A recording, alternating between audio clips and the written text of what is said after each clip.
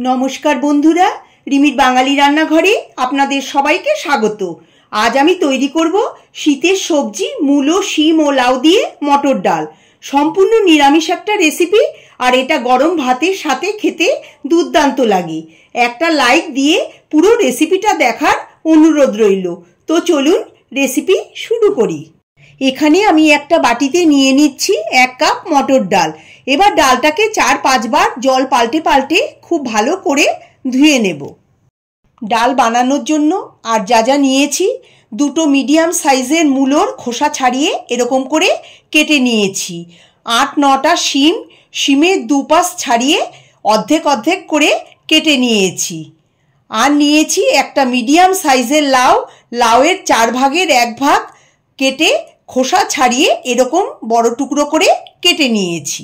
এবার ডাল সেদ্ধ করার জন্য গ্যাসে প্রেসার কুকার বসিয়ে দিয়ে দিচ্ছি ধুয়ে রাখা ডাল, আর দিচ্ছি জল। জলটা আমি একবারেই দিয়ে দিচ্ছি, বারে বারে জল দিলে ডালের স্বাদ নষ্ট হয়ে যায়। আমি মোট 3-3.5 কাপ পরিমাণে জল দিয়েছি।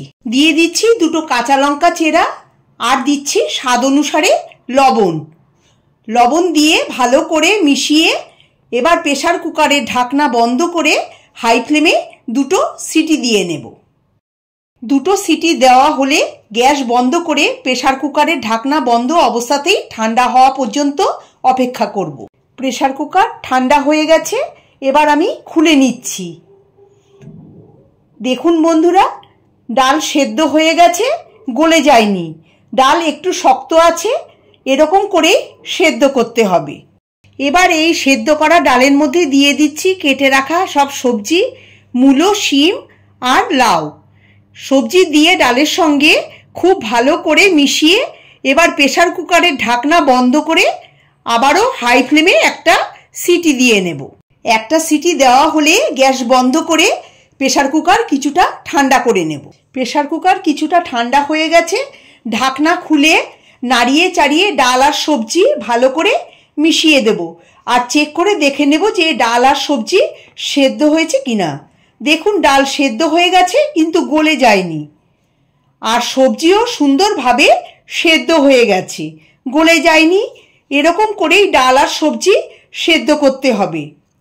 রান্না করার জন্য গ্যাসে কড়াই বসিয়ে দিয়ে দিচ্ছি 1 টেবিল চামচ পরিমাণে সর্ষের তেল।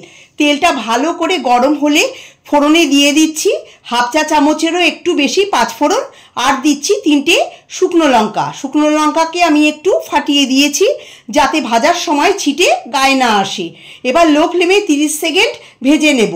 ফোড়নের থেকে ভালো গন্ধ বেরোতে শুরু করলে দিয়ে দিচ্ছি সেদ্ধ করা ডাল ও সব সবজি। ডাল আর সবজি ভালো করে মিশিয়ে দেব।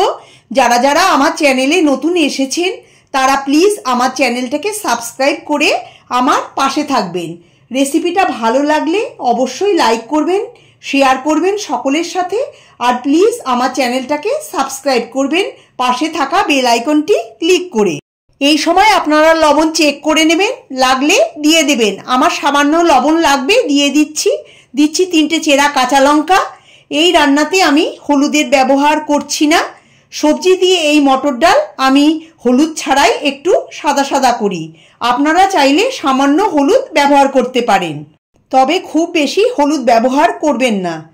দিয়ে দিচ্ছি 2 চা চামচ চিনি। নিরামিষ রান্নাতে চিনি দিলে স্বাদটা আরও বেড়ে যায়। লবণ আর চিনি দিয়ে ভালো করে মিশিয়ে হাই ফ্লেমে 2 থেকে 3 মিনিট সময় নিয়ে ডালটাকে ভালো করে ফুটিয়ে নেব। সুন্দরভাবে সেদ্ধ হয়ে গেছে। সবার শেষে দিয়ে দিচ্ছি 1 চা চামচ ঘি। ঘি দিলে এর স্বাদটা আরও বেড়ে যাবে। ঘি দিয়ে ভালো করে মিশিয়ে দেব। তৈরি হয়ে গেল শীতের সবজি দিয়ে মটর ডাল।